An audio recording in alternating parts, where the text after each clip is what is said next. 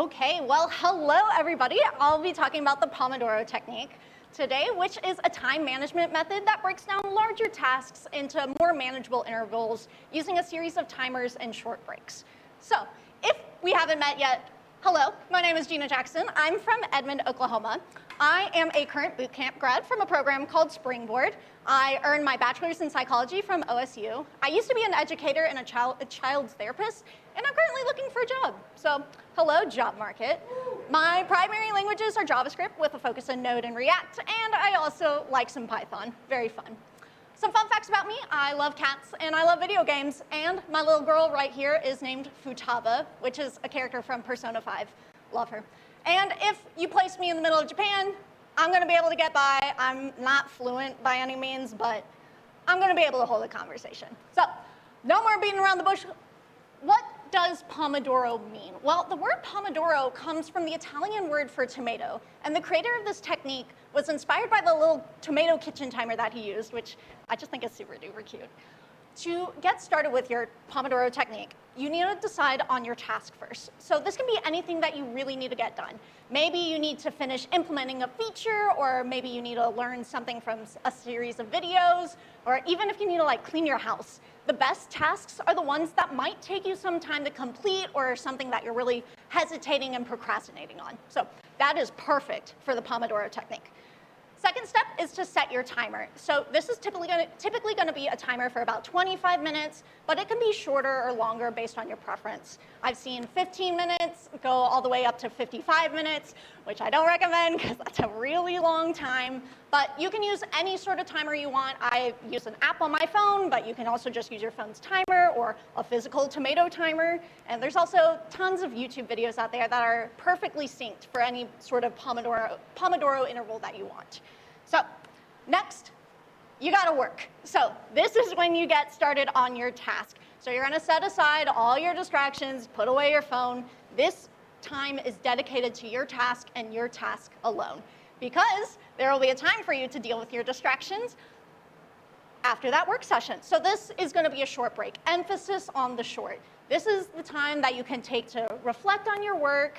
You know, what did I just do? What did I just accomplish?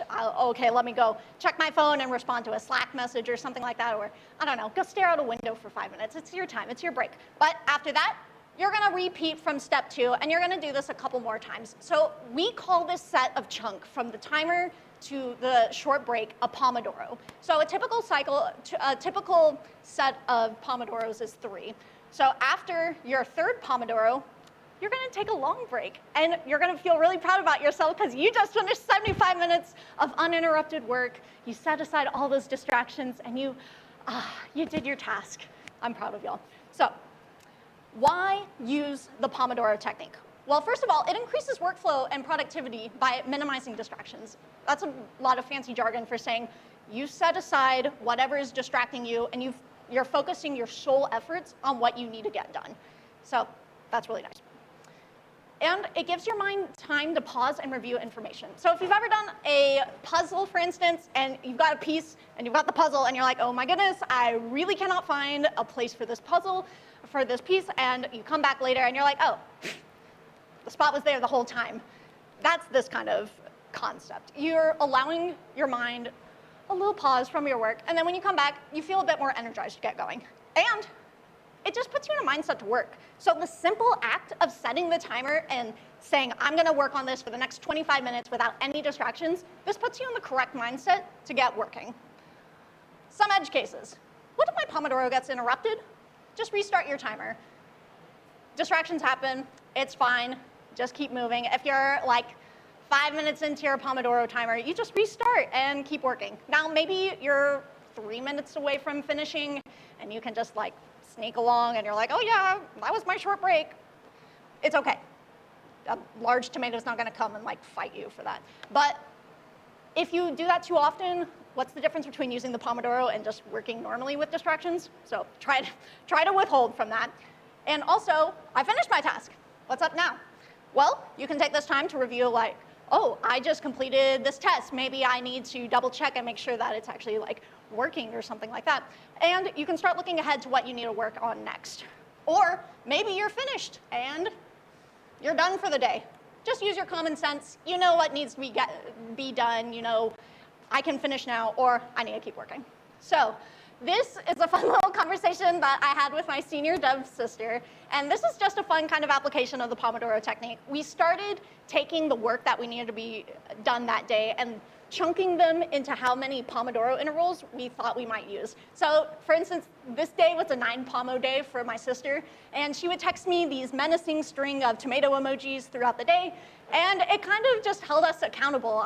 You can see I asked her how go the Pomodoros, and she was at 7 by then, and she knocked them off slowly, one by one.